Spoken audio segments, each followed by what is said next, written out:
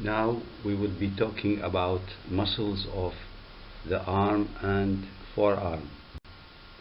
We must not forget that anatomy is visual and descriptive science. What does that mean? It means that we should have an image or a model in front of us, and we should look at this image from all aspects, and we write our notes about what we see and describe it.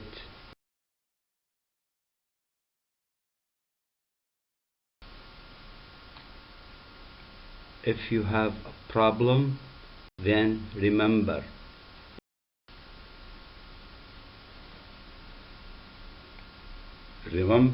the rule of 5.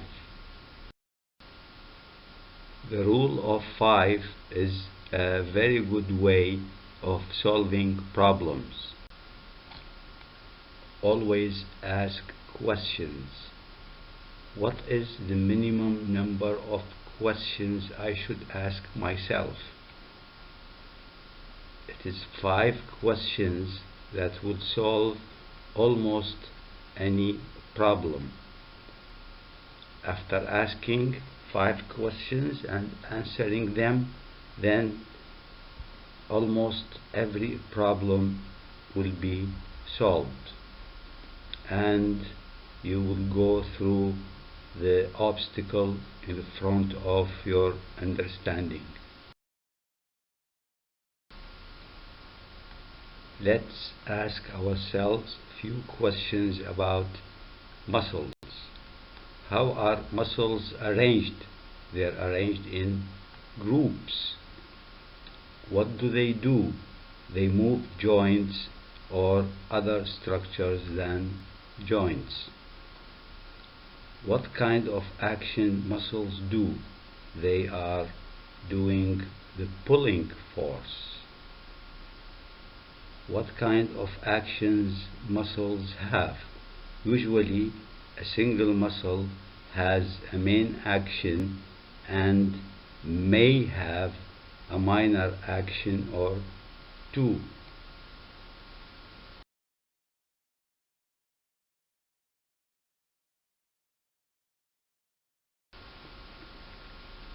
Let's ask ourselves several questions. We should always remember that the muscle action is what? It is a force.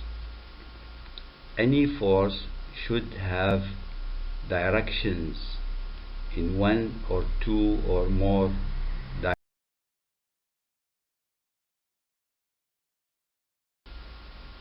Muscles work as a team. To do what? To move joints or other structures. What do you need to know about the muscles?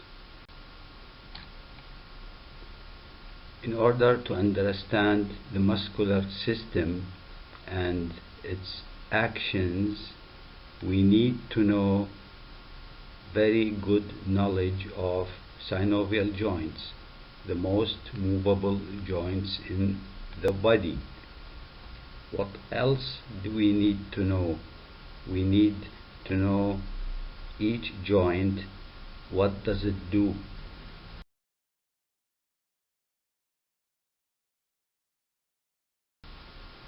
And we need to discuss with our friends, our fellow students, and our teachers each muscle. In order to understand the subject we are studying, we should never miss that we collect data, we analyze it, and we discuss it, and we share it with other people so that we can know whether we are collecting correct information or not.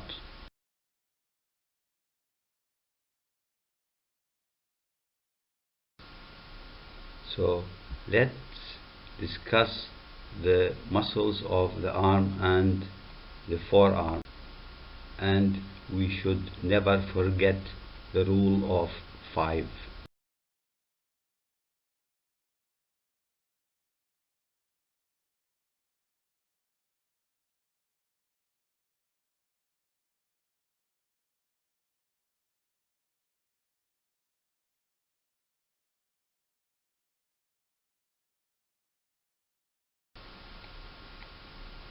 Let's start our session with studying the anterior muscles of the arm and what is the anterior group of muscles of the arm contain.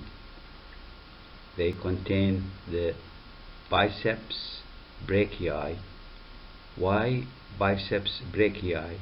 Biceps because it has 2 heads, and brachii meaning the arm, because we have another biceps in the leg called biceps femoris, and we will study the brachialis and the coracobrachialis.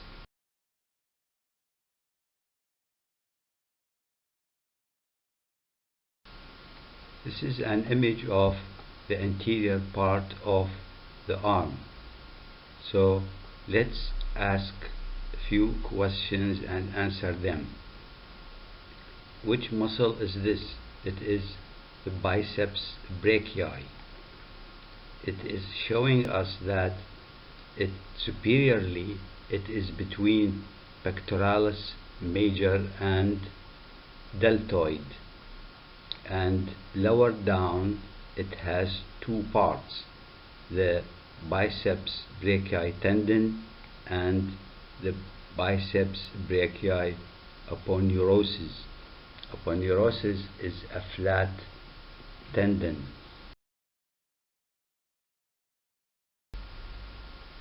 A closer look at the anterior compartment of the arm, and let's ask a few questions. What is this muscle? It is the most anterior muscle in the arm, the biceps brachii. Lower down it has a biceps tendon, and medially it has a biceps aponeurosis. Now deep to the biceps brachii we can see another muscle of the arm, which is the brachialis. It is covered by the biceps, and we can see it on both sides of the biceps brachii. The biceps tendon, when it goes down, it lies between 2 muscles. This one is brachioradialis, and medially is the Pronator teres. We are going to use this piece of information, the tendon of the biceps brachii, and what is lateral and what is medial to it.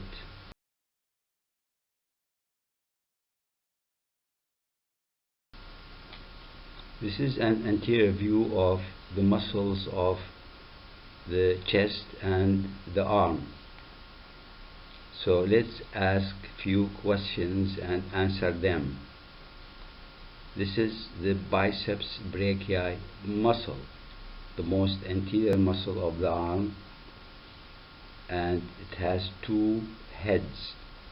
This is a lateral one, which is called the long head, and this is the medial one, which is called the short head, and they meet and form the muscle. And this is the tendon of the biceps brachii, and you know what muscle is this? This is the pectoralis major. And what is this? This is the deltoid muscle, and The two heads of the biceps, they can be found between pectoralis major and deltoid, and lower down we see the biceps tendon, and the muscle lateral to it is brachioradialis.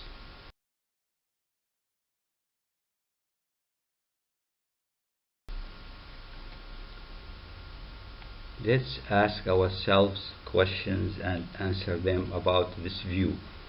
What is this view? This is a view of shoulder joint, and this is a point called supraclinoid tubercle, where the long head of the biceps is attached.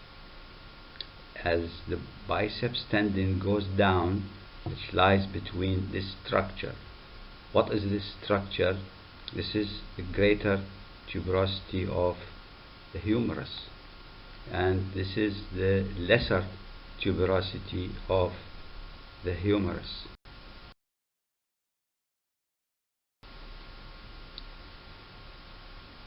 What is this image showing me? It is showing me the lateral view of the shoulder joint and how the long head of the biceps is going down. What can I see in this image? It is a lateral view of the shoulder joint, and the long head of biceps is running in a groove between the greater and lesser tuberosity of the humerus. It is called the biceptal groove because of the long tendon of the biceps brachii. It is also called intertubercular groove. Here are the questions we asked and we answered them. Let's ask ourselves a few questions. What are we looking at? We are looking at lateral view of the shoulder joint, and here we can see that the shoulder joint has a capsule, and the long tendon of the biceps brachii is coming out through a hole in the capsule. Questions. What are we looking at? Lateral view of the shoulder joint. What is this? This is a ligament extending from greater tuberosity to the lesser tuberosity, and it is called intertubercular ligament. Few questions and answers.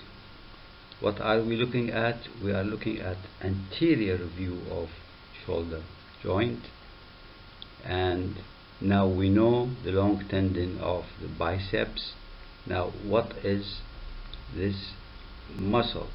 This muscle is the teres minor muscle attached to the anterior lip of the biceptal groove. Some questions about this view. It is anterior view. Now what is this muscle? This is the insertion of the latissimus dorsi. Again, this is an anterior view of the shoulder joint. Now we ask ourselves few questions because we have a new muscle attached to the lateral lip of the biceptal groove. We have seen the teres major muscle, we have seen latissimus dorsi, and now this is the insertion of pectoralis major. A question. What is the long head of biceps brachii is going to do? It is going to come down the arm. When it comes down the arm, it is going to change into fleshy part of the muscle, and it is going to cover the underlying muscle, the brachialis. Right, few questions. What is this? This is the lower end of biceps brachii. It's called the biceps tendon, and it is going to cross the elbow joint, and it ends up in this place. What is this place? This is the insertion of biceps brachii. It is the radial tuberosity. Questions.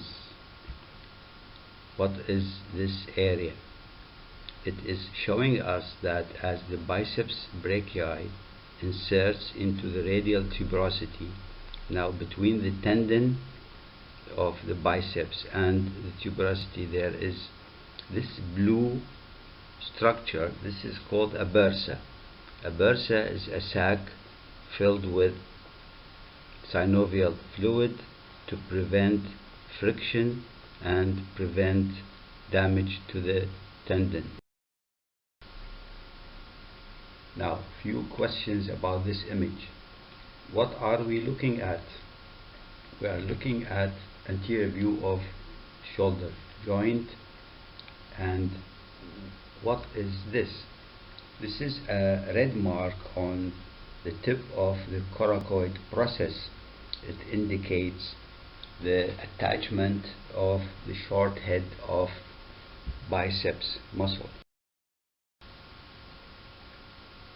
What do we see in this image?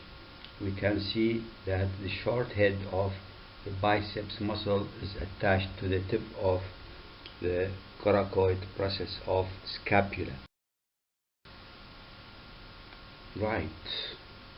Few questions about this situation.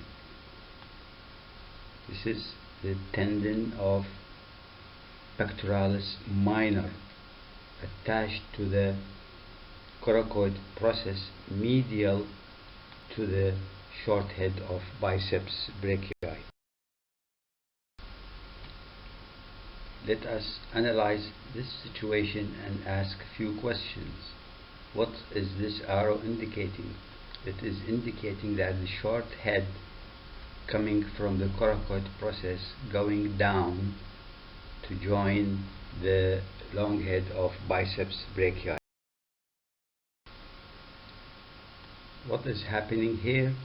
The short head has joined the long head and formed the biceps brachii. We can see that there is a muscle deep to the biceps brachii, which is the brachialis muscle. What are we going to do here? We're going to revise what we have learned.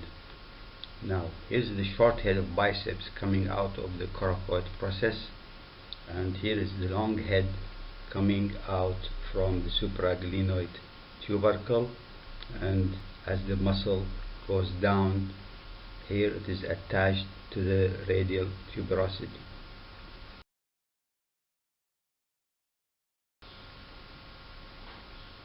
Right, let's study this situation.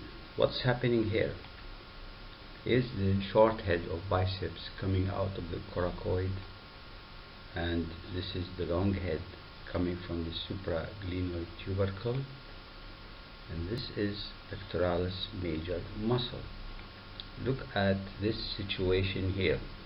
The pectoralis major muscle is going to be inserted into the lateral lip of biceptal groove, but it passes between the two heads of biceps brachii, and this is the long head coming down, and this is the short head coming down and joined together.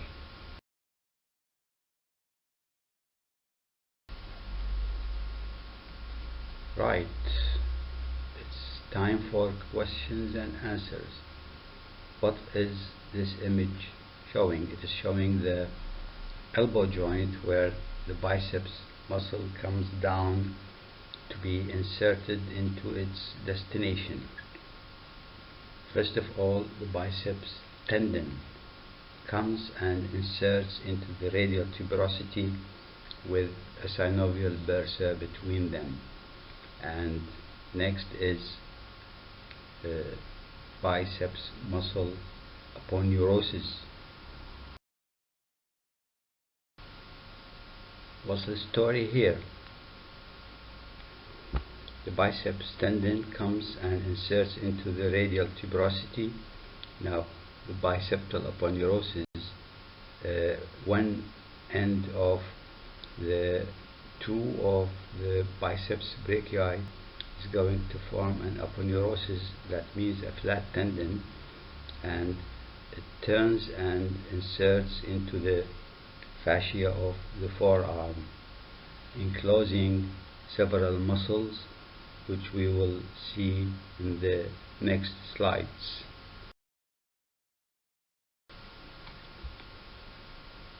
Questions and answers. What is this? This is the second part of the end of the biceps brachii, the biceps aponeurosis, and it turns to the back and enclosing several flexor muscles. This is pronator teres, this is palmaris longus, and this is flexor carpi radialis, and this is flexor carpi.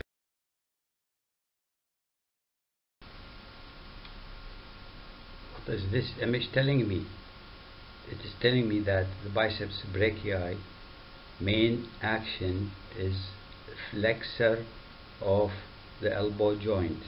That means it decreases the angle between the forearm and the arm. Let us summarize the story of biceps brachii. What does it do? It flexes the forearm and flexes the arm because it arises from higher up of the shoulder joint, especially the long head, and it supinates. That means it puts the palm from posterior to anterior.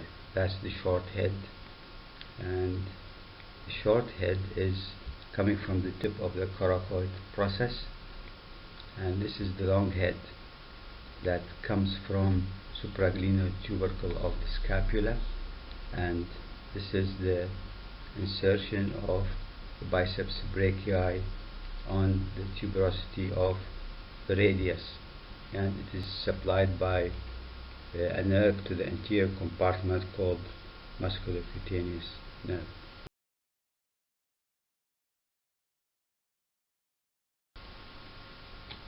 Now, where are we now? We are looking at the shoulder joint from the anterior, and what is the question? The question is, what is this muscle?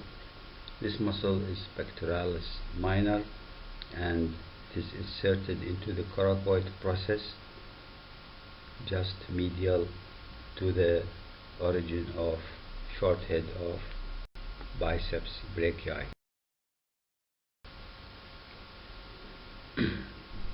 What can we see in this image? We can see that this is the pectoralis minor attached to the rib 3, 4 and 5, and it comes to the coracoid process of the scapula, and there is a muscle that comes from the scapula and just behind the coracoid process.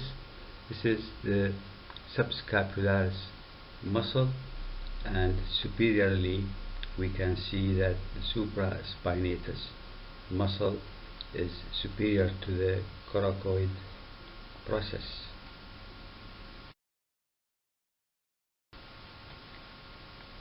Question: where are we now? We are looking at the back of the shoulder joint, where we can see the scapula and the spine of the scapula.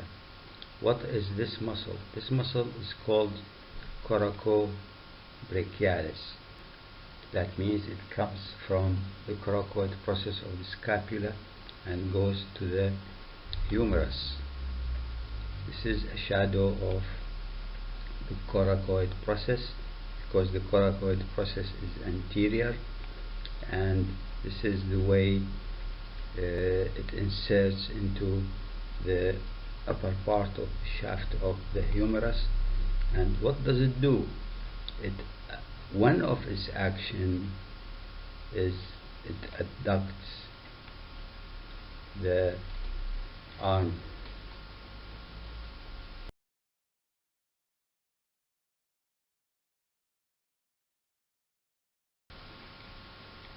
Question: what are we looking at?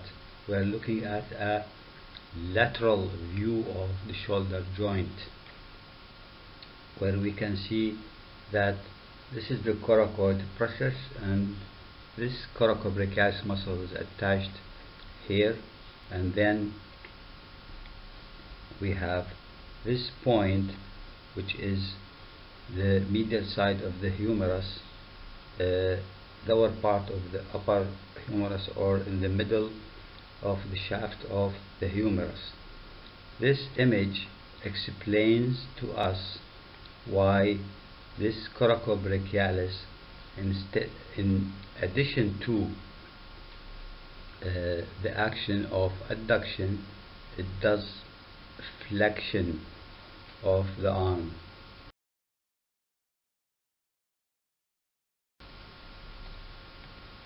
Question: what is this?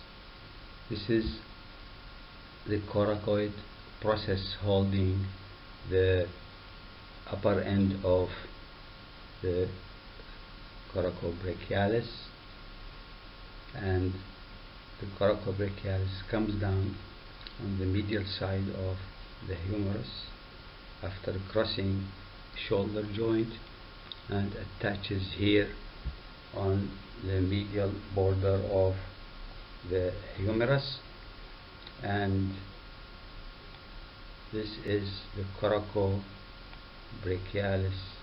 muscle. What does it do? It flexes and adducts the arm at the shoulder joint.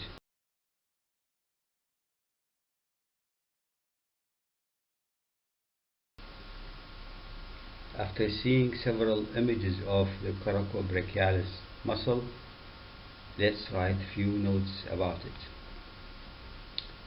First part of the name is coracoid, because it's coming from the coracoid process of the scapula. Second part of the name is brachialis, that means the humerus. And what does it do? It flexes the shoulder joint, it adducts the shoulder joint, and the arm is flexed and is being adducted. Now, the coracoid process, now it's part of the scapula, and the muscle goes down to be inserted in the medial side of the humerus.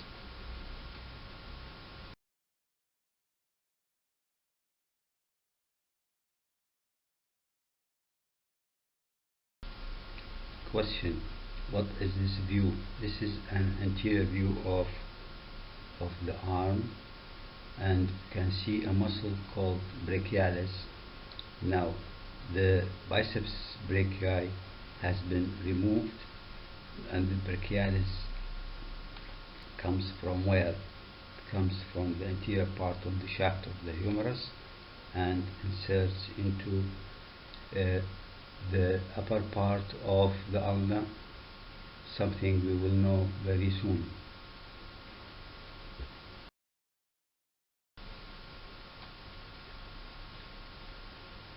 Now we have questions and answers for the following images.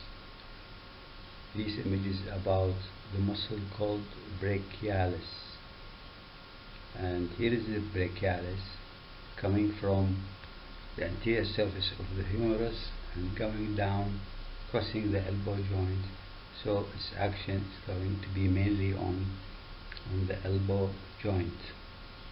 This is a mark of the origin of the brachialis. It comes from the lower half of anterior surface of the humerus plus the intermuscular septum, fibrous tissue on both sides of the humerus separating the anterior from posterior compartments, and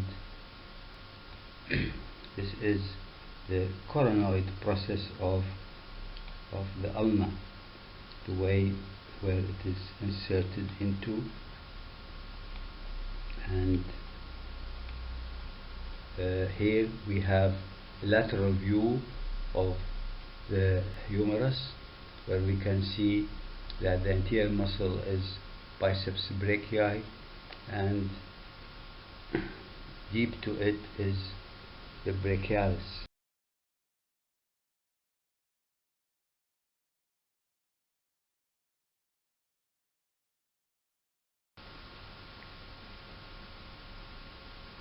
What are we seeing here?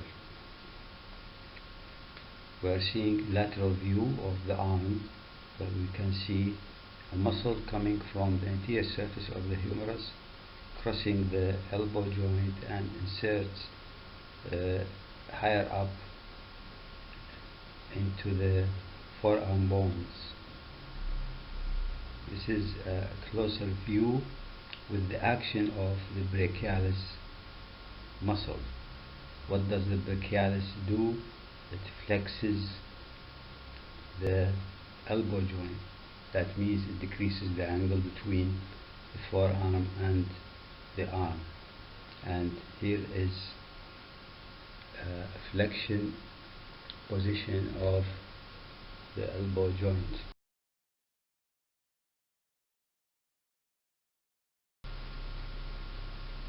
Questions and answers about this view.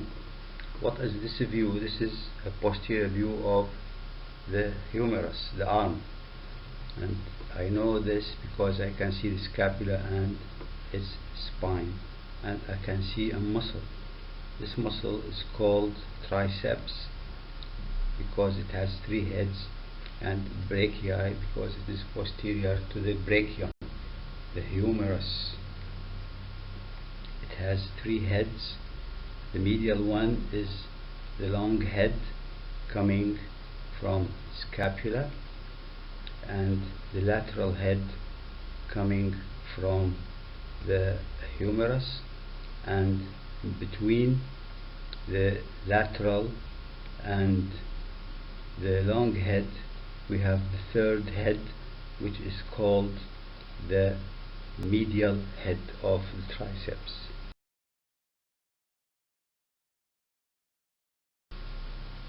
Question: what is this view? This is a posterior view of the arm. What can I see in this view? I can see triceps brachii.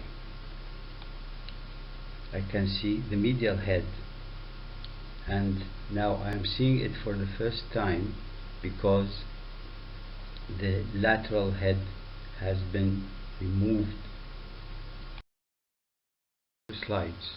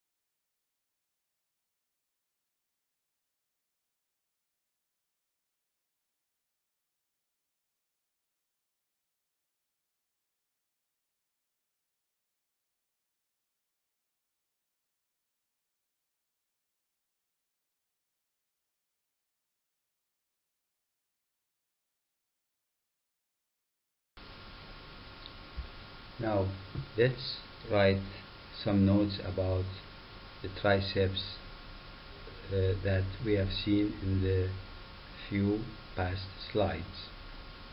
It is called triceps brachii, and what does it do? It extends the forearm at the elbow joint, plus the long head extends and adducts the arm. Why? Because it comes from the infraglenoid tubercle and it crosses the shoulder joint. Therefore, it extends and adducts the arm. Now, the long head comes from the infraglenoid process of scapula.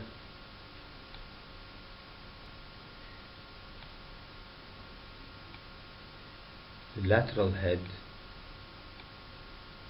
comes from the posterolateral humerus and its intermuscular septum, separating the anterior from the posterior compartments. And this oval shaped dotted line is the place where the medial head is coming from. Posteromedial surface of lower half of the humerus, and it is supplied by the radian nerve, the nerve of extension.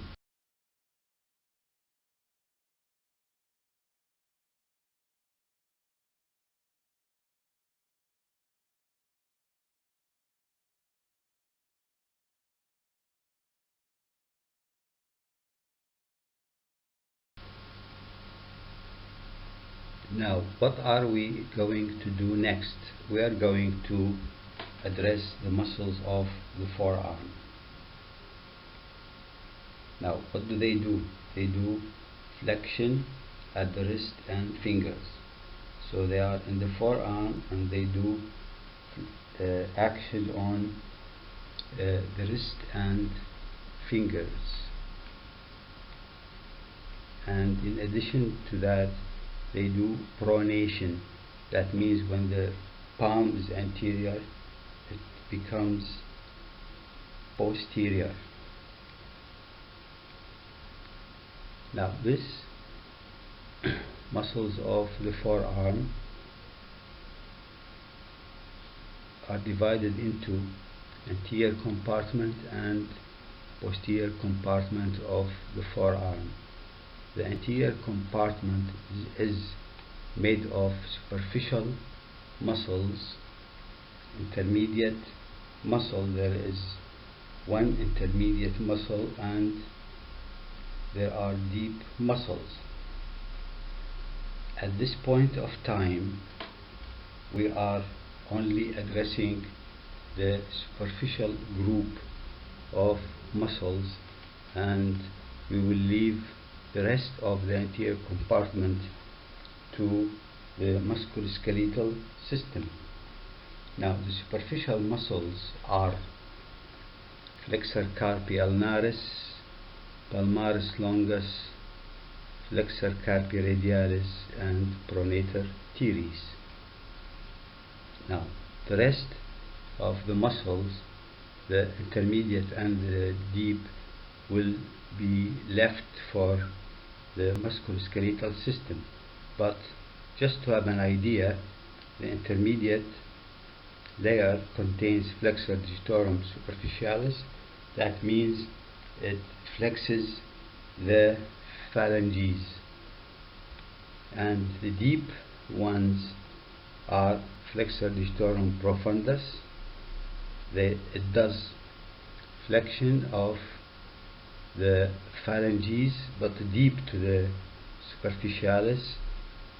There's a special flexor for the thumb, and there is a supinator. Posterior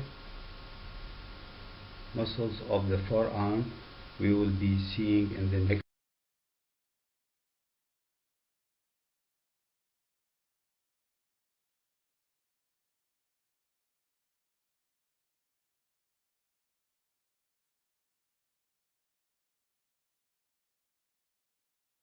slide.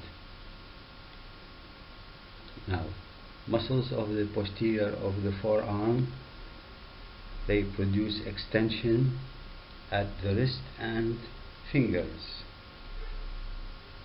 What is this group of muscle going to include? Include the superficial layer, which we are going to address at this point of time, and the deep ones will be left for the musculoskeletal system. This superficial layer is going to include 7 muscles: the brachioradialis,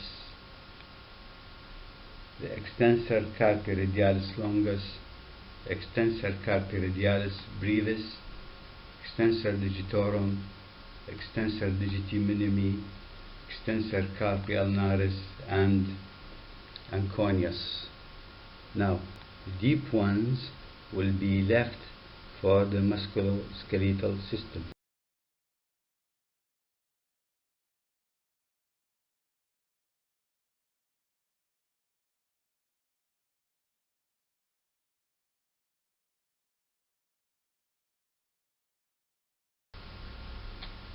Let us collect some information about this muscle, the colored muscle.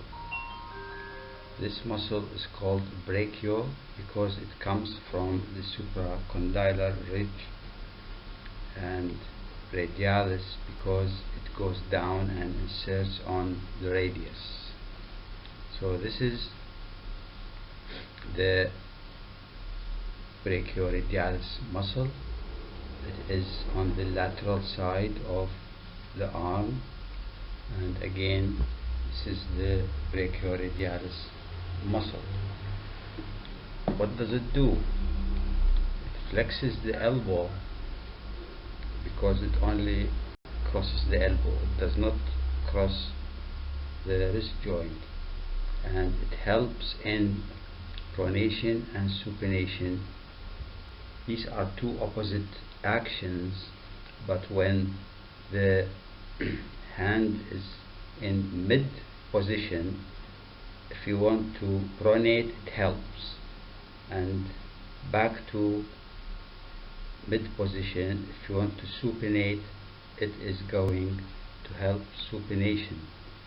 Now, what is the next piece of information do I need to know? I need to know from where is it coming. It's coming from the upper 2/3 of the lateral supracondylar ridge of the humerus. And the next piece of information is where is it going? It's going to the styloid process of the radius. And then what nerve is supplying it? It's the radial nerve.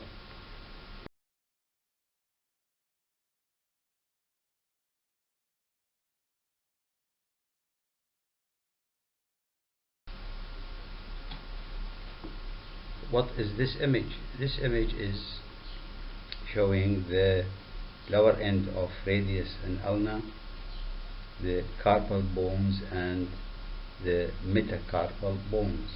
Now, we were talking about the brachioradialis, and the question to be asked here, where does it insert in this area? It is going to insert in the styloid process of the radius.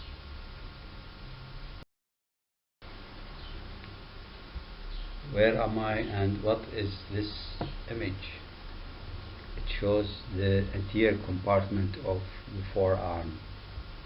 Now, the brachioradialis is a landmark because it separates the flexor compartment anteriorly from the extensor compartment posteriorly, and therefore some people consider it as a lateral compartment. And here is the brachioradialis muscle coming lateral to the biceps tendon, and it goes distally and to be inserted into the styloid process of the radius.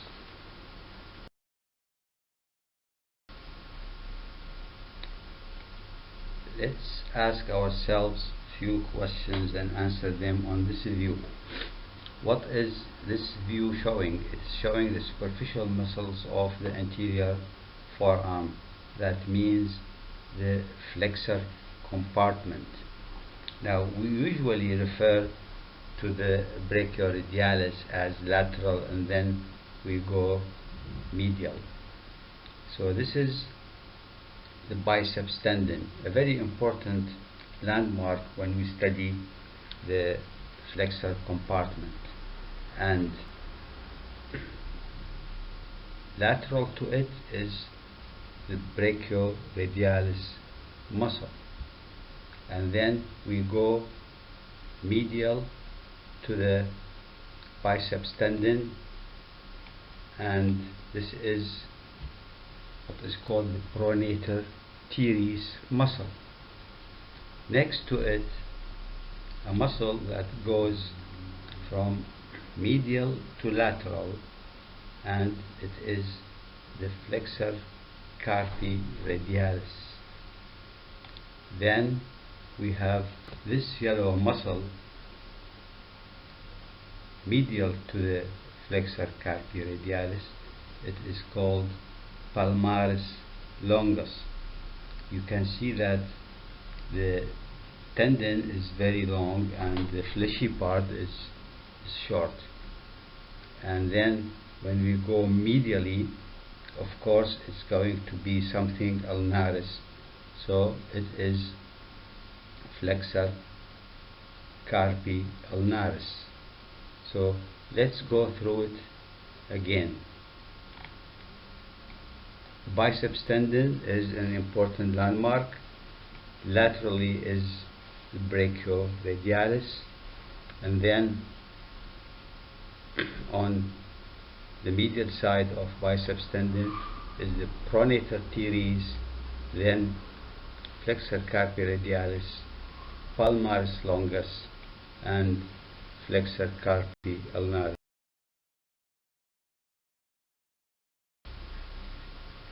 Next, the upper part of the forearm, the anterior compartment. So let's ask ourselves questions and answer them. What is this muscle? This is the most lateral muscle in the anterior compartment. It is, of course, brachioradialis, and it is lateral to biceps tendon. Biceps tendon is a very important landmark in studying the anterior group of muscles. Now, just medial to the biceps tendon is the pronator teres, and then we go medially, it is the flexor carpi radialis, and then the palmaris longus.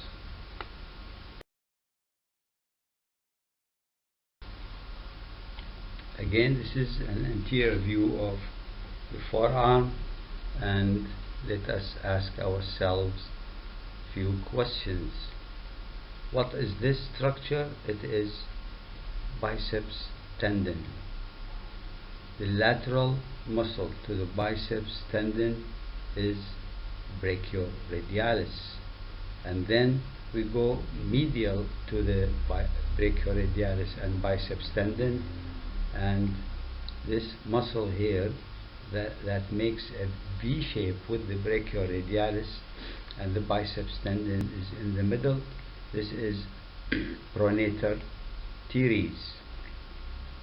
Then we go down, and medially we are going to see this muscle next to the pronator teres, and it is the flexor carpi radialis. And then we go more medially, it is palmaris longus, and then the most medial muscle is the flexor carpi ulnaris.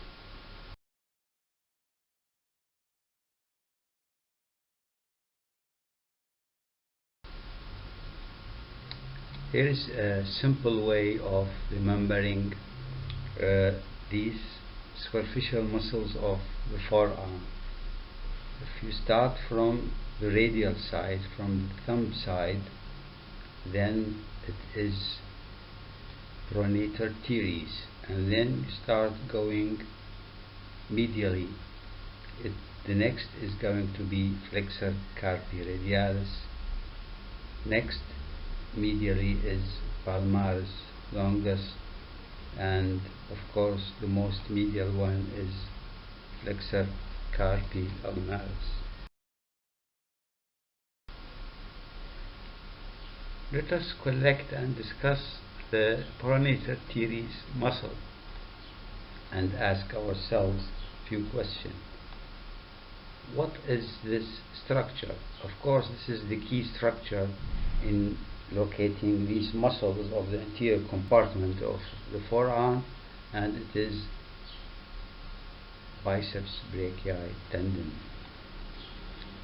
If we go lateral, then we will find the brachioradialis muscle. Then we have the colored muscle, which is the Pronator teres, coming from supracondylar ridge, the upper part of supracondylar ridge, going obliquely towards the middle part of the shaft of the radius. So we have a triangle here made by the brachioradialis and the Pronator teres. If we go medially, we will find the Flexor carpi radialis.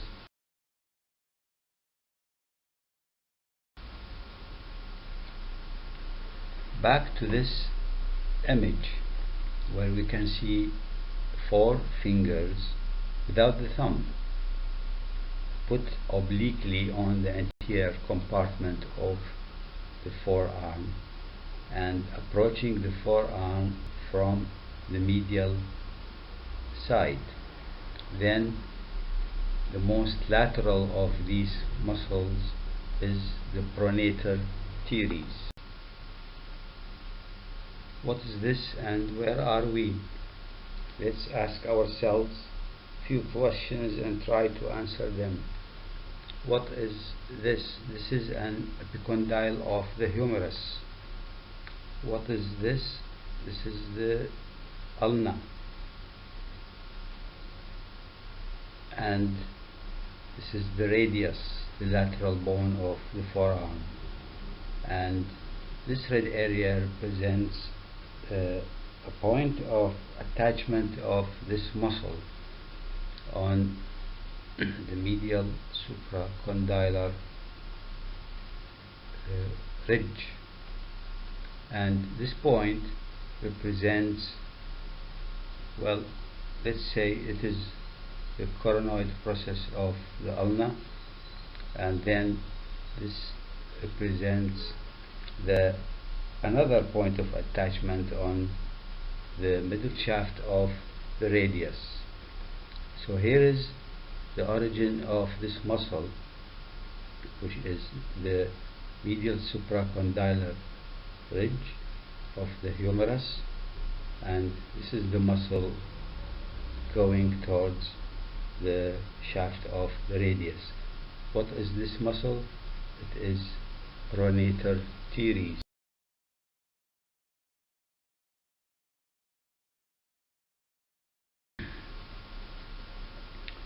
This is what? Let us ask ourselves a few questions. This is the anterior view of the forearm, and the circle is around the medial epicondyle, and here is a muscle going from the medial epicondyle obliquely towards the radius. So this is the Pronator teres, which is going towards the middle part of the shaft of the radius. What is this next to the Pronator teres, going down from the same supracondylar ridge going towards the base of the thumb. This is the flexor carpi radialis. Then medially we can see a thin muscle here. This is the palmaris longus, and attached to the palmar aponeurosis, and most medial one is the flexor carpi ulnaris.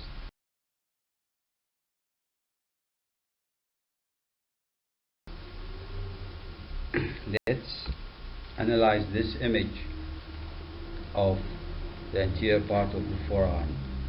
What is this muscle?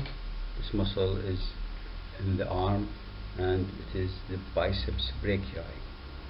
If you go lateral to the biceps brachii, you will find the brachioradialis making the curve of forearm, and then go medial to the biceps brachii tendon. It is the pronator teres coming from the medial side of the biceps brachii and then disappearing under the brachioradialis, going for the shaft of the radius. What is this muscle? This muscle is coming inferior to pronator teres from the medial supracondylar ridge going towards the lateral side. This is the flexor carpi radialis, and this muscle here is the palmaris longus, and the most medial muscle is flexor carpi ulnaris. Here is the image of pronator teres. It has two heads. One head coming from the supracondylar ridge of the humerus. The other head is coming from the coronoid process of the ulna, and it is going to the middle of the shaft of the radius. What does this image explain? Let's ask a few questions. This is an arm representing the palm anteriorly, so this is in the form of supination, and then follow the green arrow and you can see that the palm is posterior and the dorsum of the hand is anterior, and this is pronation done by the pronator teres. This is what muscle? It is the pronator teres, of course. And what does it do? It pronates the forearm, and it's coming from the medial supracondylar ridge. Many muscles of the anterior compartment of the forearm arise from this area, the supracondylar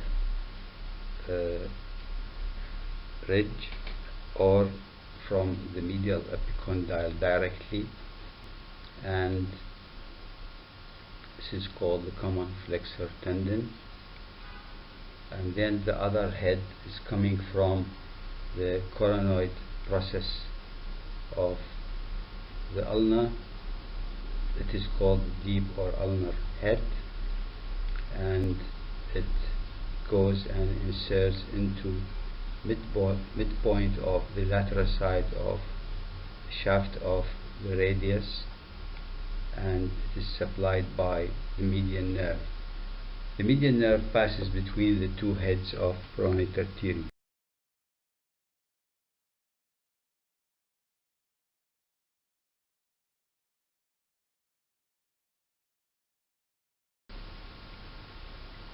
The colored muscle of the anterior superficial layer of the forearm, this is flexor carpi radialis. So let us ask a few questions and try to answer them.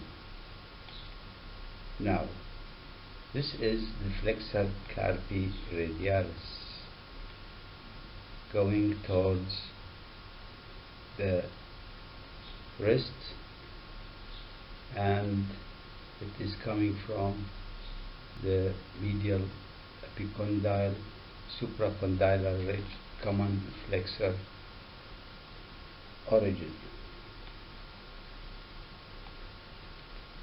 This is the medial epicondyle of the humerus, and the key structure is the biceps tendon. Just medial to the biceps tendon you would find the pronator teres muscle, and flexor carpi radialis is medial to the pronator teres muscle. And if you look more medial to the flexor carpi radialis, you will find the palmaris longus.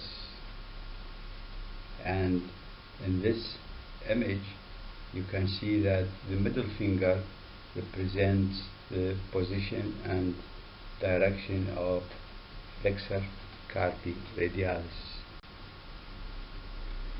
So let's ask ourselves a few questions about this view of the anterior compartment of the forearm, flexor group of muscles, and this is the flexor carpi radialis. Why this is the flexor carpi radialis? Go and find the tendon of biceps brachii, then medial to it find the pronator teres, and this is the flexor carpi radialis. What muscle is this? This is the flexor carpi radialis.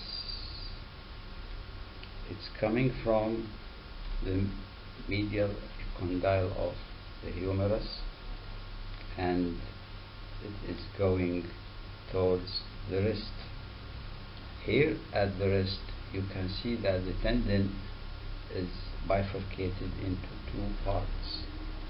This is its insertion. The insertion is going to be at the base of the second and third metacarpal bones.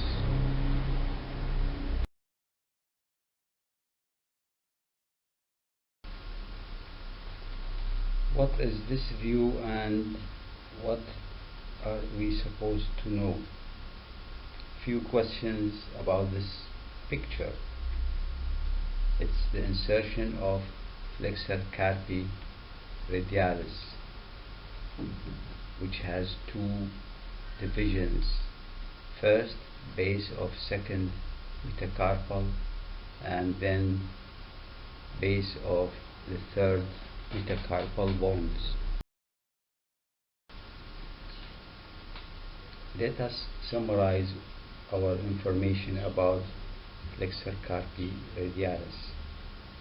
It is a flexor because it flexes the wrist joint, and because it crosses the wrist, therefore it is called carpi, and radialis, it comes from the radial side. What does it do? It flexes the wrist because it crosses the wrists. And what else?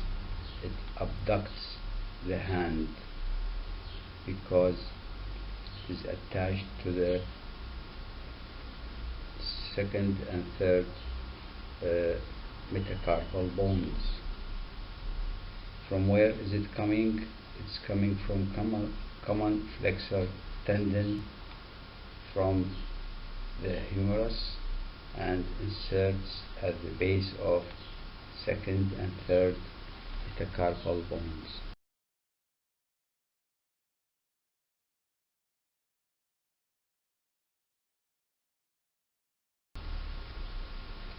This colored muscle is the palmaris longus, a member of the anterior flexor compartment of the forearm. Now, we should analyze the situation here by asking ourselves several questions and try to answer them. This is the palmaris longus. What is next?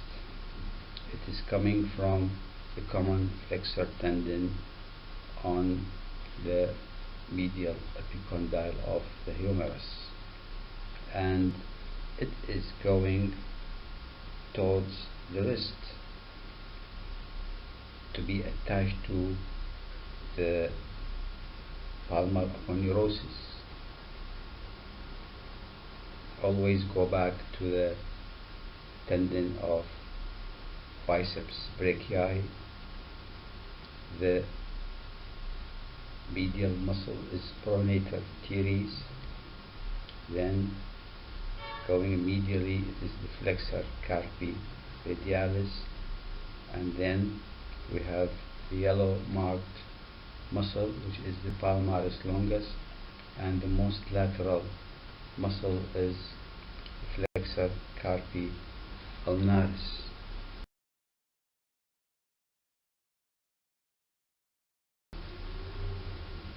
Let's analyze this image of the anterior part of the forearm. What is this muscle? This muscle is in the arm, and it is the biceps brachii. If you go lateral to the biceps brachii, you will find the brachioradialis making the curve of forearm, and then go medial to the biceps brachii tendon. It is the pronator teres coming from the medial side of the biceps brachii and then disappearing under the brachioradialis, going for the shaft of the radius. What is this muscle? This muscle is coming inferior to pronator teres from the medial supracondylar ridge going towards the lateral side. This is the flexor carpi radialis, and this muscle here is the palmaris longus, and the most medial muscle is flexor carpi ulnaris.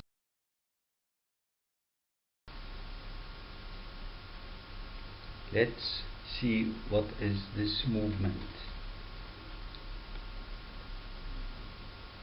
Few questions. Which muscle is producing this movement? Is palmaris longus muscle. This is the function of this muscle. What is it? It's flexion of the hand at the wrist. Back to the image you have seen before, and you can see that the ring finger is representing the position and direction of palmaris longus. What is this image telling me, and where is it? Let us ask ourselves a few questions. What is this triangular structure? This is what is called palmar aponeurosis. It is thick fascia at the palm of the hand to make the grip strong enough to hold things, and this palmar aponeurosis must be tightened by a muscle, and this muscle is named as palmaris longus.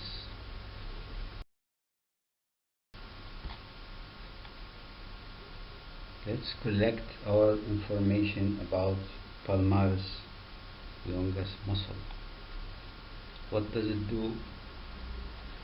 In addition to tightening the palmar aponeurosis, because it pulls it proximally, then this pull proximally is going to produce flexion of the wrist. Now, this colored red muscle is the palmar aponeurosis. It comes from common flexor tendon of the medial epicondyle of the humerus. This is where almost all flexor muscles arise from, and here we are at the destination of palmaris longus. It attaches to the palmar aponeurosis, and it is producing tightening of this aponeurosis for good grip, and as well as flexion of the wrist. This is another image of the palmar aponeurosis.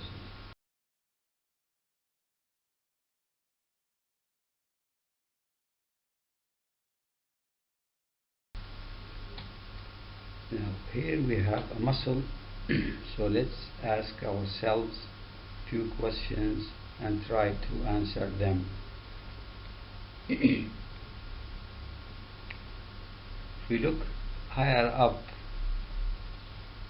we can see that this is taking origin from the medial epicondyle of the humerus, the common flexor tendon, and then we can see that it is also attached to the upper part of the shaft of the ulna. This is attachment of the upper shaft of the ulna, and this is the one point of origin from the common flexor tendon, and this is the upper shaft of the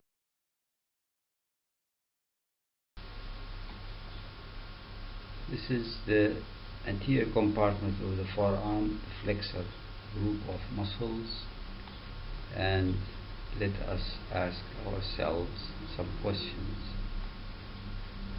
What is this muscle? This is flexor carpi ulnaris. Why? This is flexor carpi ulnaris because it is the most medial muscle of the group.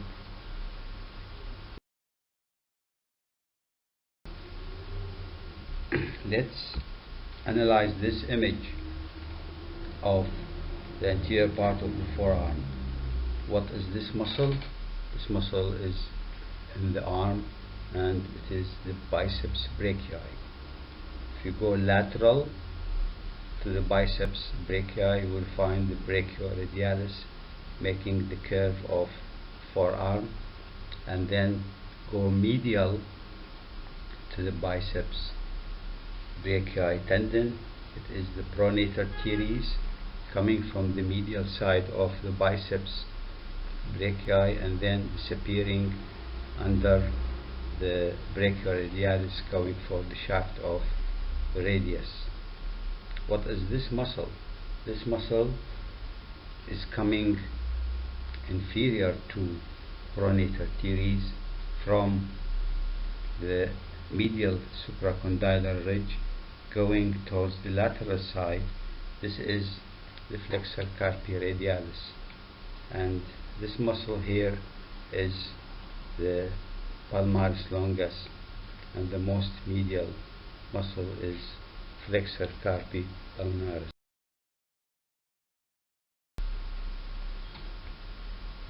You are familiar with this image. We have seen it several times. Now let's ask ourselves questions related to the flexor carpi ulnaris. This is the site of insertions of flexor carpi ulnaris. Now let's see what is the insertion of flexor carpi ulnaris. Number one is pisiform carpal bone. Number two, hook of the hamate, and number three is base of fifth metacarpal bone.